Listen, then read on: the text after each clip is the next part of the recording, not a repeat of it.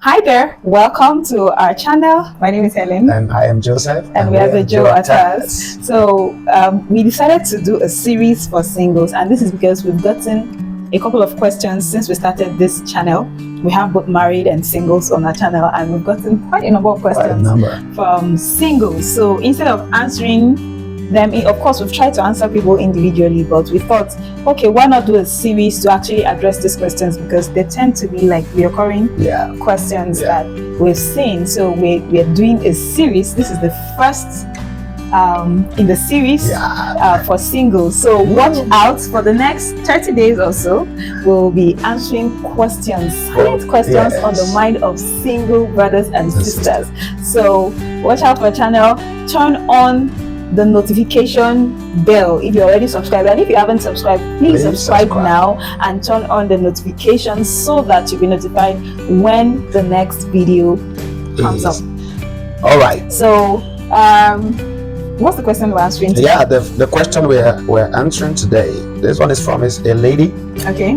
She's asking, she's saying, I am well established, I have a thriving career, doing perfectly okay, and most of the suitors that are coming my way are people that, looking at them, I am more established than they are. And she is asking, is it okay for her to marry down? So I don't even know what that means. so maybe you will help us. I think that marrying down is a popular concept. People refer to that when one person is high up there and the other person is like on the maybe starting or like on a lower level in terms of like status, in terms of like what they're earning. So for me, I think it's common with ladies, because men don't have a problem marrying down most times. That's right? Except there are family issues and all of that, but it's common with ladies that should I say, just like the person asking, that are highly placed to feel concerned about marrying someone who is way lower on the ladder. What I would say personally is, it shouldn't be about what someone is earning. Rather, it should be about who someone is. Right? So you don't marry, because for me, the whole concept or idea of marrying down is flawed. It's completely flawed. It's a flawed concept, because that you are earning more than someone today doesn't mean in the next couple of years, in the next couple of months, the person won't be earning more than you. Right? So in that case, when the person starts earning more than you, how are you going to now describe the marriage? Since now you feel you're marrying down, right? So when the person starts earning more than you, should the person now say that, oh, they married down? Should they now refer to you as the person who is down because they're now earning more than you? You were referring to the person as down because we're earning more than the person. So now that person is earning more than you, should the person refer to you as the one who is down? So for me, it's a completely flawed concept. However, it's okay to be concerned about the man you're marrying, as per, is he able to provide? Is he able to take basic responsibility? Maybe not fulfill all your needs, but I mean take basic responsibility for your home, for your family. Is actually something you should be concerned about, and something you should discuss, because you shouldn't be marrying a man who does not have plans for how he's going to take care of his family. He may not have all the money to do that now, but what are the plans? What is he working on? What is he building? He has to be building something. Is it a career? Is it a business? He has to be in the process. He shouldn't just have vague plans. Oh, one day when I am rich, I will start a business. No, that to me is because that one day may never come. So someone who to some extent is already on their way towards being everything that they have the potential to be, someone who is already building, for me it's absolutely fine. Even if you're earning more than the person, it's absolutely fine to start life together. And when you start, because the Bible says two shall become one, it means that you are now one. Whatever you're earning, it's both of you earning it. Because if you were the one who wasn't working, or who wasn't earning so much and he was earning, he won't be so concerned about what you're earning. He will just reason that what I'm earning should be enough to take care of both of us. Absolutely. Yeah. So for me, I feel like you should have the idea, the consciousness that two of us are becoming one. We are becoming one, you know, in every area of our lives. We are becoming one in terms of our finances and all of that. Well said. That's what I said. But I think I would say that, you know, the truth is money is good. Like, it's okay to be, before getting married, it's okay to consider the place of money. Money is absolutely okay. It's a good thing. But I think the way the society is placing money now, it's totally it looks like where money is becoming overrated, where you're defining your worth based on what you earn. Yeah. Actually, there is no job you're doing at the moment that can actually pay you what you're worth. No matter the amount if you like earn 100 million per day, it is nothing compared to what you're truly worth, because you can do a lot more. Imagine somebody like Dangote was working for somebody and he was happy that they are paying me 50 million per month.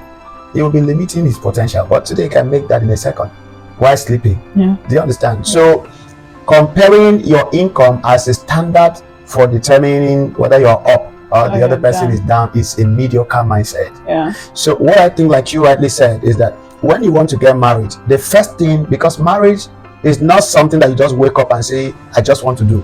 Yeah, and it's not a partnership where you're what am I bringing? It's not exactly. Marriage is not a business. It's a covenant union. It's not a contract. You know, although we see circumstances where people go into contract and call it marriage, that's not marriage. If it is marriage in its true essence as God has defined it, then you should know that marriage is a covenant agreement. And in every covenant there is mutuality in every covenant between the partners involved. So the first thing to consider is, as a lady, of course, every woman loves a man who will care for him. And like my wife always tells me, you know, providing does not only have to do with money. That's why you see some men, some women, they have rich husbands, they give them money, but they don't give them attention. And they will be sleeping with a gay man.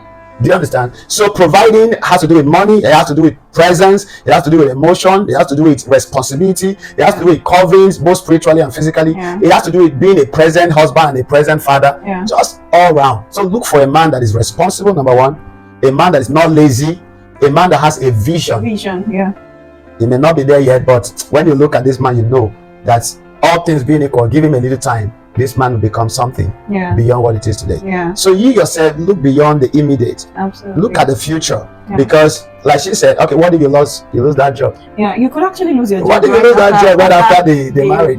And then you're the one who's exactly. So you place all the value in on that job. It doesn't really make sense. And this is the reason why most ladies are delayed maritally. Because when they know that, before you come in, when they already know that their time is here, but they are selecting, and the selection, they are using the wrong criteria to select. It's okay to choose a man that suits your desires, but I am thinking that the best thing to check is, does this man fear the Lord? That is number one. Number two, is he the will of God for my life?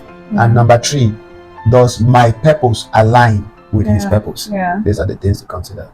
So I like what you said, because it's like with what we discussed. I think we talked about this before, I'm not sure when, but I think we also mentioned it in one of our earlier videos, that providing for you as a wife, or your husband providing for you, is not restricted to financial provision. So a man is supposed to provide for his family, but not just money. So your husband needs to provide for you spiritually, needs to provide for you emotionally, physically, needs to provide for you emotionally. That's right.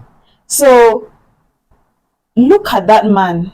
Instead of saying, oh, I'm up, he's down, and that means I'm marrying down, look at the man, the entirety of that man. Is he able to provide for you emotionally? That's right. Of course, you know what your emotional needs are. Is he able to provide for you emotionally? Is he able to provide for you physically? Is he physically present? That's right. You know, as you're dating and as you're courting him, is he the type that is there supporting you? Is he the type that is there helping you? Is he the type that, you know the kind of man? And even if you've not seen that physically play out, when you discuss with him, is he the type that has the mentality that it is the one that should cook? I'm not supposed to be found near the kitchen. Right. I should not be sweeping the house if my wife is around. I should not be washing clothes. My wife is supposed to wash my clothes. So you have to think of all of that, all the different ways that a husband should provide for the wife. If that man is able to provide for you in every other way, spiritually, physically, emotionally, then the financial aspect shouldn't be, for me, it shouldn't be the deal breaker. That's right. Yeah. All right, so go through the video and let us know your view. If you're not clear on the question and you still have other pressing concern, the email will be attached on the description of this video. Yeah. So please do to send us your own question and we will respond the way we are responding to this one. All right. Thank you. See you until next time. Bye-bye. Let's say it again.